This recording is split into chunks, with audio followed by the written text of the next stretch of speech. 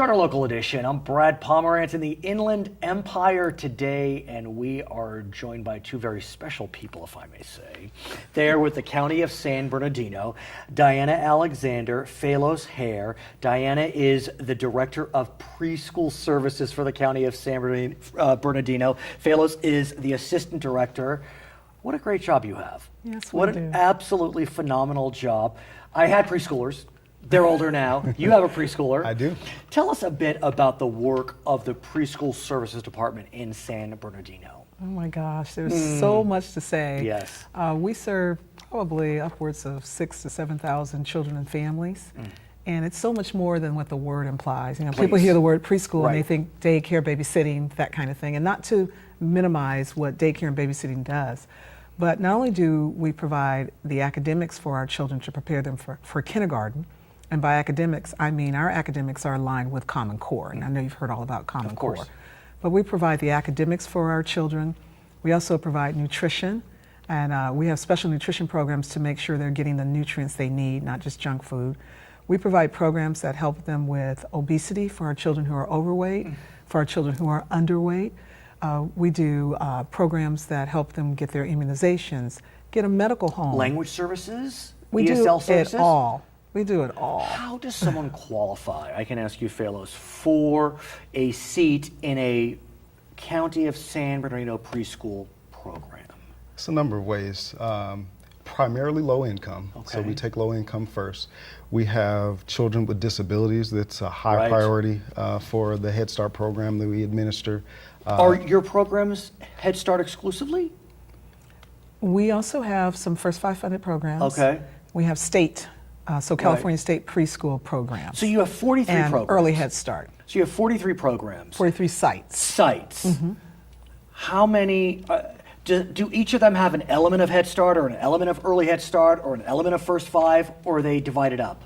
The majority of them have an element of all. There are some that are exclusively state or exclusively Head Start, but the majority of them have a combination of all. All I know about Head Start is it's a godsend. Yes. That's all I know about it. Everyone I talk to says Head Start is one of the best programs that the country has ever launched. It's successful, and I've talked to adults who are Head Start kids Yes. and say Head Start put them on the path. Yes. Tell us about Head Start, because I just don't know that much about it anymore. Oh my gosh, Head Start started in 1965 Right. under President Lyndon Part Johnson. of War on Poverty. The War on Poverty, Right. exactly. And he wanted to make sure that children from underprivileged families had a head start Right. when it came to getting a leg up on their education.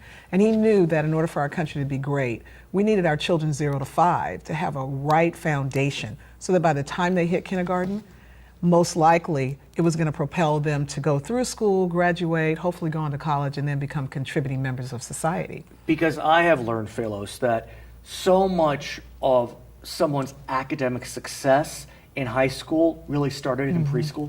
Absolutely. I mean, what is it, 0 to 3? Those are the key years. Yes. Key years. And, Tell us about it. And we actually start with our county's Cradle to Career, the countywide vision. We actually start at the cradle. We start with children, actually pregnant mothers, before the children are born, to make sure that the child has a healthy birth. And so they start off the right way. We give the mother education and then kind of usher them into our early Head Start services, which are children birth to 3 years of age. So we kind of start them off at the very beginning, make sure that everything is going right, the parents have the right support. Any barriers to the child being successful further on in preschool or even into kindergarten, we are charged to remove all those barriers. So with 43 sites, how many children are participating a year, about? About 6,000. Those are 6,000 souls that are getting a Head Start, whether they're in a specific Head Start program. Yeah.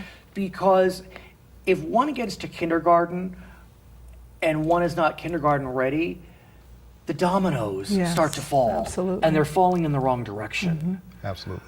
Give us a sense of what you do to get these kids kindergarten ready. Well, one of the things we do is we make sure that we assess their skills. Right. We use assessments that have been research-based, validated. In fact, we use assessment that has been approved by the state of California called a Desired Results Developmental Profile. It's amazing to me that you can assess at such a young age. We can. And you, I mean, experts like yourselves, you know, I mean, the signs are there. Yeah, we assess them, we establish a baseline so that from that baseline we can put together an individualized learning plan for that individual child. So they're not getting just the group, throw it all up on the wall approach. Are you looking for developmental delays, autism, Asperger's, whatever it may be? Absolutely, and that's the reason why we do the assessments, and they're actually governed by the Head Start Act, federal act, that we do these assessments to identify those barriers so we can have early intervention at the very onset, and then try to prevent those and provide, like Diana said, the individualized support to kind of remove those barriers or provide whatever support's needed for the child. I want to talk about the English language learners because people know, I've said this, I am a huge proponent of bilingualism. I think it's absolutely wonderful when someone can speak 2 or 3 languages. But we do live in a nation where English is the dominant language. And so are you able to work with kids that may be dominant in another language, let them continue to grow that language, but then allow them to pick up the English skills they need? I know you are, but how do you manage that? Go ahead. Not too long ago, it's interesting that you bring that up. We brought in an instructor to provide some training and technical assistance for our teachers. And one of the most important things that he stated to our teachers that kind of really stuck with them and the Head Start philosophy is encourage the parents, if they have a home language that they speak at home, encourage them to speak that home language at home. At home, right. When you come to school, we'll teach your child English. And that's what we do. We make sure that we provide support for their home language. We provide materials so that the parents can stay involved in the educational process. But we do teach the kids not only by services, not only by early literacy engagement for the kids, but also with the other kids in the group. They pick up English very quickly. Kids are a miracle. Yeah, The way they pick up language, Absolutely. I don't even know what to say, and the way they can differentiate. I mean, Yes. I've seen 4-year-olds jump between 2 languages better than a 40-year-old. Oh, yeah. Yes, Yeah. And they know what they're doing. They're not confusing languages. They're able to kind of stay on track. Yeah. I don't know how they do it. What about with early math skills? Because that also can be an indicator of success or challenges. Oh, we're definitely into math. Yeah. We're into the whole STEM Of movement. course. Tell me about that. So our children, in the same way that we assess them for their literacy skills, their math, their language. We do science with them. But the cool thing about Head Start is that we use all the research to show how you can teach and you can do it also through play. So there's all kinds of methods we use that allow all kinds of learning opportunities for the children. And we also teach the parents to allow nature to be a learning lab, the house to be a learning lab, everything to be a learning If lab. I may ask, I see you're both wearing buttons. San Bernardino Strong. We're, of course, looking at December 2nd, that tragic day in San Bernardino. How did you talk to the kids about that? Because they knew something happened. If I may ask that question. We actually have a ton of support services, not only for our children, but also for the families and our staff. We provided support for our families by providing them contact information and resources to deal with any type of trauma, let alone something significant. When they came to school, Absolutely. they must have asked the teachers questions. You know, Miss Diana, what happened?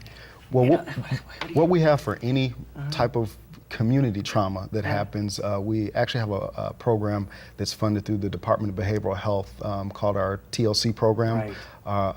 It's Trauma, Loss, and Compassion. So any type of loss, any type of trauma, we kind of enact those services and make it available for the children and families. So we had tons of support from our county partners, but lots of discussions with the kids on their level, of course. You two are great. You're great. San Bernardino is lucky to have them. They are Diana Alexander and Phalos Haire. They are with the Preschool Services Program in San Bernardino County. I'm Brad Pomerance in the Inland Empire Charter Local Edition.